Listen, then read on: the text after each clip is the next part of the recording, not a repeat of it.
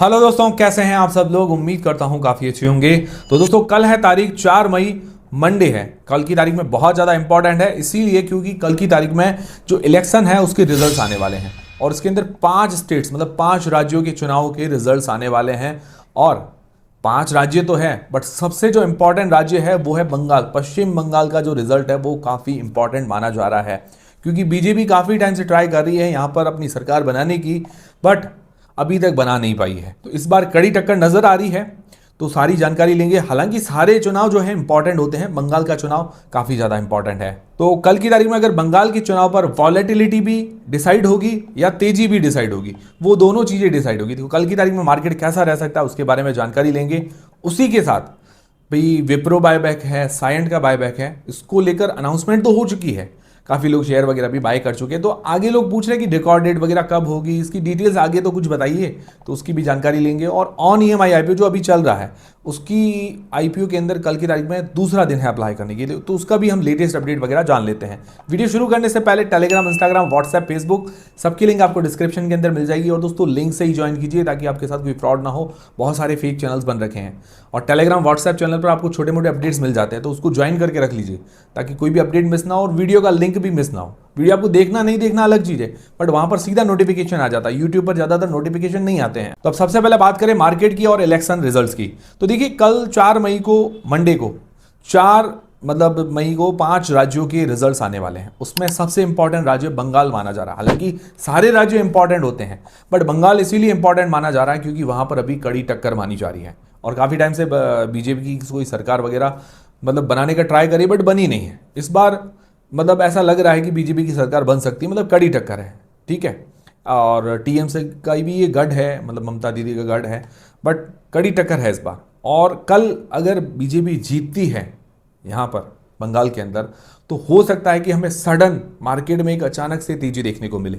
हालांकि जो रुझान आएंगे, जो एग्जिट पोल्स आएंगे, धीरे धीरे करके जो काउंटिंग शुरू होगी, उससे थोड़ा थोड़ा अंदाजा तो होता रहेगा। इससे मार्केट में अगर बीजेपी लीड करती तो मार्केट में तेजी रह सकती है, वो भी कुछ देर के लिए। और कुछ देर के लिए क्या होगा, अगर तेजी रही, अगर बंगाल जीत जाती है, तो थोड़ी देर बाद प्रॉफिट बुकिंग भी हमें देखने को मिलेगी। तो थोड़ा संभल कर रहना, जो ट्रेडिंग होगी कल, काफ़ी लोग इसका फायदा उठाने वाले हैं, ठीक है।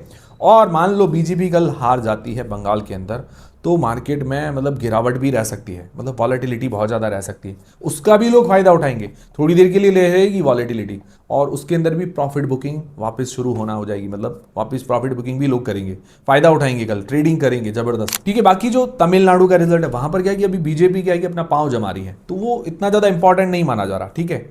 क्योंकि देखिए, सेंटर में बीजेपी बीजेपी इसीलिए इंपॉर्टेंट है, सेंटर में बीजेपी है, तो वो जिस राज्य में जीतेगी तो वो मार्केट के लिए या सब जगह इंपॉर्टेंस मानी जा रही है। फिर केरला है, केरला के अंदर भी पांव जमा रही है, तो वहां पर भी उसको भी ज़्यादा भाई मार्केट इंपॉर्टेंस नहीं दे रहा है।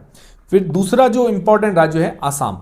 आसाम वैसे इंपॉर्टेंट है, बट वहां पर क्या है कि बीजेपी की ऑलरेडी सरकार है और लोगों को एक भरोसा है कि भाई आगे भी अभी बीजेपी आएगी, तो स्टॉक मार्केट अभी उसको भी ज़्यादा तवज्जो नहीं दे रहा है।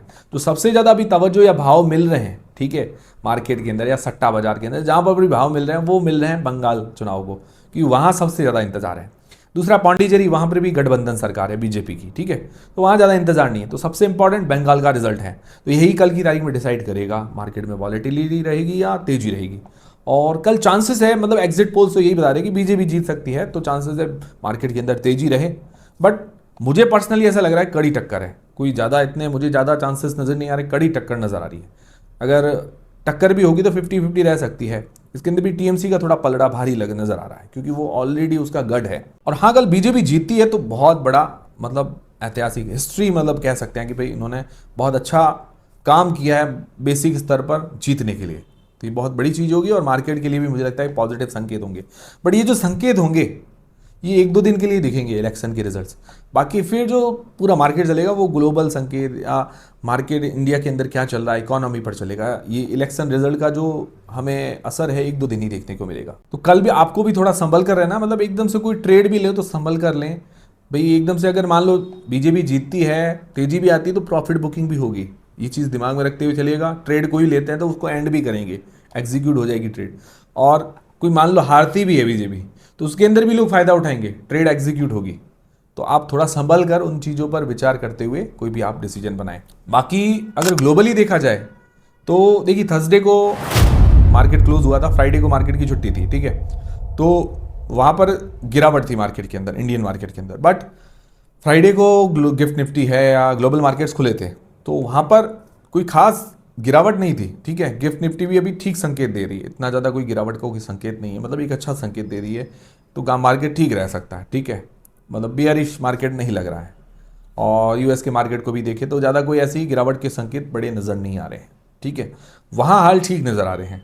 बट कल की तारीख में जो सारी चीज़ें डिपेंड करेगी वो इलेक्शन रिजल्ट्स पर डिपेंड करेगी। बाकी आपको क्या लगता है कौन जीत सकती है, बीजेपी या टीएमसी, मुझे कमेंट करके जरूर बताइएगा। और मैंने टेलीग्राम चैनल पर भी पोल डाला है, तो उस पर भी आप जरूर पोल पर वोट कीजिएगा। फिर दोस्तों विप्रो बायबैक को लेकर क्या अपडेट है, तो देखिए विप्रो ने अपने बायबैक की तो अनाउंसमेंट कर दी है, ये चीज आपको ध्यान में होगा। अभी सबसे बड़ा सवाल है कि क्या इसकी रिकॉर्ड डेट आ गई, तो अभी तक इसकी रिकॉर्ड डेट नहीं आई है, ये जल्दी ही अनाउंसमेंट हो जाएगी इसकी, ठीक है।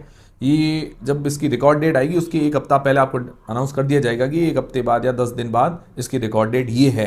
तो लोगों को मुझे लगता है समय मिलेगा, तो चिंता करने की भी ज़रूरत नहीं है, उसमें थोड़ा समय है। रिकॉर्ड डेट के अंदर क्या होता है कि इंटरनल शेयर होल्डर इन्वेस्टर्स, उनसे पूरा परमिशन लेनी पड़ती है कि रिकॉर्ड डेट लाने के लिए, तो थोड़ा सा समय लगता है। जैसे उन्होंने अनाउंसमेंट किया तो भी जैसे अप्रैल के आसपास स्टार्टिंग में अनाउंसमेंट किया, अब हो जाएगी 10-15 दिन के अंदर रिकॉर्ड डेट भी हमें देखने को मिल जाएगी। बाकी इसका जो बायबैक का प्राइस है 250 रुपये के आसपास, अभी शेयर का प्राइस चल रहा है 200 रुपये के आसपास। और जब इन्होंने अनाउंसमेंट की थी तब क्या है कि 210 रुपये के आसपास भाव चल रहा था, ठीक है। तो हो सकता है कि मार्केट में और गिरावट हो, तो हो सकता है डाउन भी जा सकता है ये शेयर विप्रो का। और बायबैक का साइज है 15,000 करोड़ रुपए का। बाकी मैंने विप्रो बायबैक पर डिटेल में वीडियो डाला है, वो आप देख लीजिएगा। विप्रो बायबैक जयेश खत्री लिखकर आप यूट्यूब पर सर्च कीजिए, विप्रो बायबैक जयेश खत्री। तो अभी समय है थोड़ा रिकॉर्ड डेट के अंदर। और बायबैक में अगर आपको पार्टिसिपेट करना है तो रिकॉर्ड डेट से 1-2 दिन पहले आपको शेयर लेने पड़ेंगे, क्योंकि एक दिन बाद डिलीवरी होती है। रिकॉर्ड डेट तक आपकी डीमेट अकाउंट के अंदर शेयर होने चाहिए, तो आपको पहले लेने पड़ेंगे। डिसाइड होगी रिकॉर्ड डेट, अनाउंसमेंट हो जाएगी तो एक हफ्ता 10 दिन पहले अनाउंसमेंट हो जाएगी, तो आपको समय मिल जाएगा। ऐसा कुछ नहीं है कि 1-2 दिन का आराम से समय मिलेगा कि बाय करने के लिए, ठीक है। तो चिंता बिल्कुल भी करने की जरूरत नहीं। बाकी मैं आपको अपडेट टेलीग्राम व्हाट्सएप चैनल पर भी दे दूंगा, हमारे वीडियोस पर भी आपको अपडेट मिल जाएगा अगर आप रेगुलर देखते हैं तो। इसीलिए टेलीग्राम व्हाट्सएप चैनल जरूर ज्वाइन कीजिए। तो ये अभी तक का अपडेट। दूसरा सायंट जो कंपनी है उसका भी बायबैक आने वाला है, उसकी भी अनाउंसमेंट हो चुकी है, तो उसकी भी अभी तक रिकॉर्ड डेट नहीं आई है, वो भी जल्दी आ जाएगी, ठीक है। वो भी हफ्ता 10 दिन पहले आपको जानकारी मिल जाएगी। तो इसने 1125 रुपये के आसपास अनाउंसमेंट किया है बायबैक का, और जब अनाउंसमेंट किया था 900 रुपये के आसपास भाव चल रहा था, 930 रुपये के आसपास। अभी भाव चल रहा है 870 रुपये के आसपास इसका भाव चल रहा है, ठीक है।